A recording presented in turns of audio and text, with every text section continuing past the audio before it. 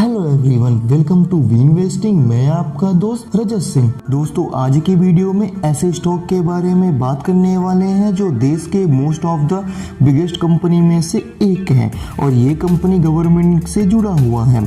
हम बात कर रहे हैं इंडियन डिफेंस सेक्टर की कंपनी के बारे में, क्योंकि प्रेजेंट में इंडियन गवर्नमेंट इस सेक्टर में गवर्नमेंट बहुत सीरियस नजर आ रहा है और इस सेक्टर में गवर्नमेंट बहुत ज़्यादा स्ट्रेस भी कर रहा है।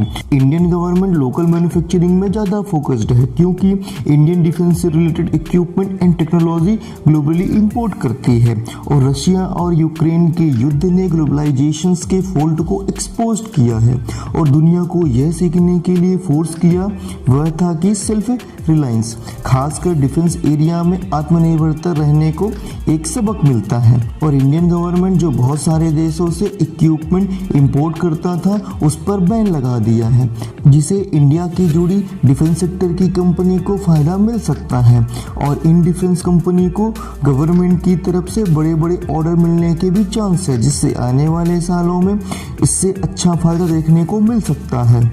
इसके अलावा कंपनी सेंट्रल गवर्नमेंट के डिफेंस इक्विपमेंट के एक्सपोर्ट को इंक्रीज के लिए फोकस्ड है। इस वीडियो में हम डिफेंस सेक्टर के strong company HAL Hindustan aeronautical limited के बारे में बात कर रहे हैं, जो डिफेंस सेक्टर से जुड़ी हुई है, जो मल्टीबैगर के तौर पर उभर रही है। HAL एक straight on Indian aerospace and defence company है। इसका हेडक्वार्टर बेंगलोर में है। 23 दिसंबर 1940 को वॉलचंद हीराचंद ने हिंदुस्तान एयरक्राफ्ट लिमिटेड के रूप में स्टैब्लिश की थी। 1951 में हिंदुस्तान एयरक्राफ्ट लिमिटेड को मिनिस्ट्री ऑफ डिफेंस ने इसे प्रशासनिक कंट्रोल में ले लिया गया था। अक्टूबर 1964 को हिंदुस्तान एयरक्राफ्ट लिमिटेड ने एरोनॉटिक्स इंडिया लिमिटेड के साथ मर्ज कर दिया गया। तब से इसे HAL के नाम से जानते हैं। HAL इंडिया को तेजस एयरक्राफ्ट और हल्के लड़ाकू हेलीकॉप्टर बनाने वाली कंपनी के तौर पर जाना जाता है। इसके साथ ये रिपेयर और मेंटेनेंस में भी कंपनी काम करती है। इस कंपनी को 50 ईयर से अधिक एक्सपीरियंस के साथ प्रेजेंट में हिंदुस्तान एरोनॉटिक्स लिमिटेड देश के लिए डिफरेंट टाइप के मिलिट्री हेलीकॉप्टर एंड एयरक्राफ्ट का मैन्युफैक्चरिंग करती है। इस सेक्टर में कंपनी के पास अच्छा एक्सपीरियंस है, जिससे कंपनी बहुत सारे इंपॉर्टेंट प्रोजेक्ट को बड़ी आसानी से पूरा कर पाता है। HAL आज दुनिया के सबसे पुराने और सबसे बड़े एरोस्पेस और डिफेंस मैन्युफैक्चरर में से एक है। HAL करंटली में fighter jet, helicopter, jet engine, marine gas turbine engine, software development और upgrading of Indian ministry of aircraft के डिजाइनिंग एंड मैन्युफैक्चरिंग में इन्वॉल्व है। HAL के पास करंटली में 11 dedicated research and development centre भी है। अब इसके बिजनेस एरिया की बात करें तो HAL aircraft, helicopter, aero engine, avionics accessories और एरोस्पेस स्ट्रक्चर जैसे प्रोडक्ट के design, development, manufacturer, repair, upgrade और सर्विसिंग में इंगेज्ड है। और एरोस्पेस के क्षेत्र में Indian air force, Indian navy, Indian army के product, defence and research and development, Indian coast guard, ISRO और सर्विस के रिक्वायरमेंट को पूरा करने के लिए कंपनी की स्थापना की गई है। अब इसके प्रोडक्ट कैपेबिलिटीज देखें तो HAL अपनी एवियोनिक्स और इंडियन ऑर्डिनेंस फैक्ट्री के लिए on board weapon system and ammunitions के लिए भारत इलेक्ट्रॉनिक के सहयोग से DRDO के साथ मैन्युफैक्चर करता है। और ओवर द ईयर HAL ने HF-24 Marut, Dhruv, LUH and LCH जैसे कई प्लेटफॉर्मों को डिजाइन और डेवलप किया है। फर्स्ट नंबर पर है एयरक्राफ्ट। एयरक्राफ्ट में agriculture aircraft, fighter aircraft, trainer aircraft, last में है passenger transport and utility aircraft. Agriculture aircraft में आता है HA-31 बेसेंट। फाइटर एयरक्राफ्ट में आता है तेजस HF-24 मारुत। साथ ही ये तेजस MK2 मीडियम वेट फाइटर बना रही है, जो 2023 तक तैयार होने की संभावना है। साथ ही ये twin engine deck based fighter for Indian navy के लिए बना रहा है। ट्रेनर एयरक्राफ्ट में HJT-16 Kiran, HAL-26 Pushpak. HAL-26 Pushpak Aeronca chief पर आधारित एक बेसिक ट्रेनर एयरक्राफ्ट है। लास्ट में है पैसेंजर ट्रांसपोर्ट यूटिलिटी एयरक्राफ्ट। पहले नंबर पर है सारस। ये 1490 सीटर कैपेसिटी का multipurpose civilian light transport aircraft है, जो नेशनल एरोस्पेस लेबोरेटरीज में जॉइंट डेवलपमेंट किया है। सेकंड नंबर पर है IRJ। इंडियन रीजनल जेट, ये 70-100 सीटर कैपेसिटी रीजनल एयरलाइन है। ये सभी अंडर डेवलपमेंट में है। इस लिस्ट में सेकंड प्रोडक्ट है helicopter. HAL light compact helicopter Indian multi role attack helicopters है, जो हिंदुस्तान एरोनॉटिक्स लिमिटेड द्वारा डिजाइन एंड मैन्युफैक्चर किया गया है और यह इंडियन नेवी का advance light helicopter MK3 light compact helicopter है। साथ ही ये Dhruv, Rudra, Chetak light compact helicopter बना रही है। इस लिस्ट में थर्ड प्रोडक्ट है फ्यूचर प्रोडक्ट। फ्यूचर प्रोडक्ट में Indian multi role helicopter, unmanned aerial vehicle, rotary unmanned aerial vehicle. Indian multi role helicopter HAL द्वारा Indian arm force air attack anti surface military role के लिए अभी ये under development में है। Unmanned aerial vehicle ये एक प्रकार का ड्रोन है। इसका use observations and tactical planning के लिए किया गया है। इस लिस्ट में फोर्थ प्रोडक्ट है एवियोनिक्स। एवियोनिक्स में interior navigation system, head up display, auto stabiliser, laser range system, flight data recorder, communication equipment, radio navigation equipment, missile interior navigation, ground radars. इस लिस्ट में फिफ्थ प्रोडक्ट है system and accessories. System and accessories में hydraulic system, wheel and brake system, flight control system, panel instructions, oxygen system, hydraulic punch. इस list में last product है aerospace. Aerospace में structure, tanks, cryogenic engine. अब इसके operation function की बात करें तो HAL एशिया के लार्जेस्ट एरोस्पेस कंपनी में से एक है और यह एक प्राइवेट लिमिटेड कंपनी है। HAL का एनुअल टर्नओवर $3 बिलियन है। HAL के रेवेन्यू का 40% से अधिक international deal aircraft engine, spare parts and other aircraft के मैन्युफैक्चरर के लिए आता है। HAL बोइंग के लिए स्पेयर पार्ट्स मैन्युफैक्चरर के $1 बिलियन के कॉन्ट्रैक्ट पर साइन किया है।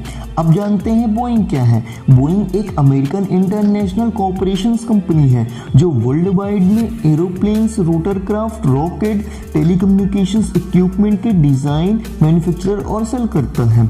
Boeing largest global aerospace manufacturer है। एयरबस SAS के लिए $150 मिलियन के एयरक्राफ्ट पार्ट के मैन्युफैक्चरर पर कॉन्ट्रैक्ट किया है और HAL ने हनीवेल के लिए 1000 हनीवेल TPE 337 एयरक्राफ्ट इंजन के मैन्युफैक्चरर करने का कॉन्ट्रैक्ट किया है। चलिए अब इसके फंडामेंटल्स के बारे में डिटेल से समझने की कोशिश करते हैं। इसके की फीचर्स की बात करें तो इसका मार्केट कैप 81,550 करोड़ का है। इसका करेंट प्राइस 2,332 रुपीज का है। इसका बुक वैल्यू 576 रुपीज का है। इसका रिटर्न ऑन इक्विटी 29.4% का है। इसका रिटर्न ऑन कैपिटल एम्प्लॉयड 30.5% का है। इसका डिविडेंड यील्ड 2.2% का है। इसका फेस वैल्यू 10 रुपीज का है। इसका अर्निंग पर शेयर 164 रुपीज का है। इसका पी रेशियो 40.81 का है। इसका पीबी रेशियो 4.22 का है। अब इसका सेल्स ग्रोथ देखें तो इसका सेल्स ग्रोथ 17% का है। 3 ईयर का सेल्स ग्रोथ 7% का है और इस कंपनी ने लास्ट 5 ईयर में 7% का पुअर सेल्स ग्रोथ डिलीवर किया हुआ है। इसका प्रॉफिट ग्रोथ 67% का है। इसका 3 ईयर का प्रॉफिट ग्रोथ 29% का है। इसका 5 ईयर का प्रॉफिट ग्रोथ 14% का है। इसका नेट प्रॉफिट 5,494 करोड़ का है और कंपनी के पास 14,344 करोड़ का कैश इक्विवेलेंट भी है और कंपनी के पास 48.6 करोड़ का डेट भी है और यह company almost debt free company है क्योंकि कंपनी के पास 14,344 करोड़ का कैश इक्विवेलेंट भी है और कंपनी के पास 16,226 करोड़ की इन्वेंट्री भी है और ये कंपनी 32.1% का हेल्दी डिविडेंड पे आउट भी मेंटेन किया हुआ है। अब इस कंपनी का सेल्स ग्रोथ देखें तो 2019 में 20,008 करोड़ का सेल्स ग्रोथ करता था, वहीं 2022 में 24,620 करोड़ का सेल्स ग्रोथ करता है। 2019 से 2022 के बीच में सेल्स ग्रोथ में इंक्रीज देखा गया है, लेकिन लास्ट 5 ईयर में इस कंपनी के सेल्स ग्रोथ में काफी बड़ा मोमेंटम देखने को नहीं मिला है और इस कंपनी ने लास्ट 5 ईयर में 7% का पुअर सेल्स ग्रोथ डिलीवर किया हुआ है और इसका क्वार्टरली सेल्स ग्रोथ देखें तो जून 2021 में 1,616 करोड़ का सेल्स ग्रोथ करता है, वहीं जून 2022 में 3,622 करोड़ का सेल्स ग्रोथ करता है। अब वहीं मार्च 2022 में 11,561 करोड़ का सेल्स ग्रोथ करता था। अब इसके नेट प्रॉफिट की बात करें तो 2018 में 1,919 करोड़ का नेट प्रॉफिट था, वहीं 2022 में 5,018 करोड़ का प्रॉफिट कमाता था। 2018 और 2022 के नेट प्रॉफिट में मैसिव ग्रोथ देखने को मिलता है। लास्ट 3 ईयर में कंपनी के नेट प्रॉफिट में ऑलमोस्ट 2 गुने से इंक्रीज हुआ है।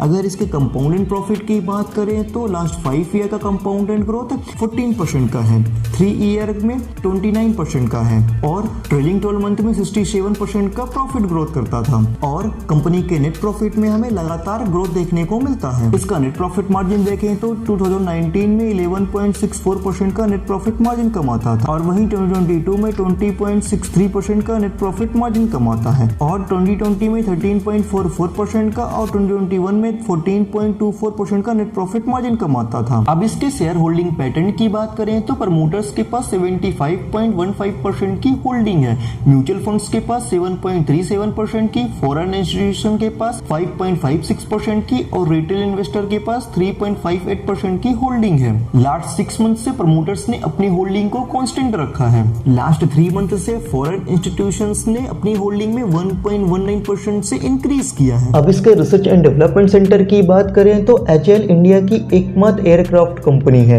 जो हेलीकॉप्टर के मैन्युफैक्चरिंग के साथ रिपेयर और मेंटेनेंस में भी कंपनी काम करती है।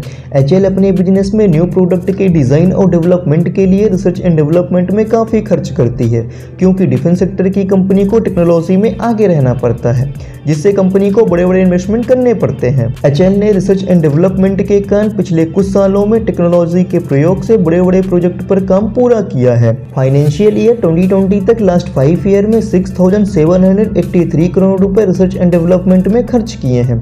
इसी वजह से एचएएल के बिजनेस में डिफेंस सेक्टर के बहुत सारे प्रोडक्ट में मोनोपोली होल्ड करता है, जिसके कारण कंपनी न्यू टेक्नोलॉजी के डेवलपमेंट के साथ बिजनेस में भी काफी अच्छी ग्रोथ कर सकता है। और प्रधानमंत्री नरेंद्र मोदी की मेक इन इंडिया और आत्मनिर्भर भारत पर पहल के कारण कंट्री में साइजेबल डिफेंस सेक्टर है जो इंडिया के आर्म फोर्स के वेरियस नीड को पूरा करता है और गवर्नमेंट हर छोटे बड़े प्रोडक्ट की मैन्युफैक्चरिंग धीरे धीरे खुद ही कर रहा है और गवर्नमेंट आत्मनिर्भर बनाने के लिए जोरों से काम कर रहा है।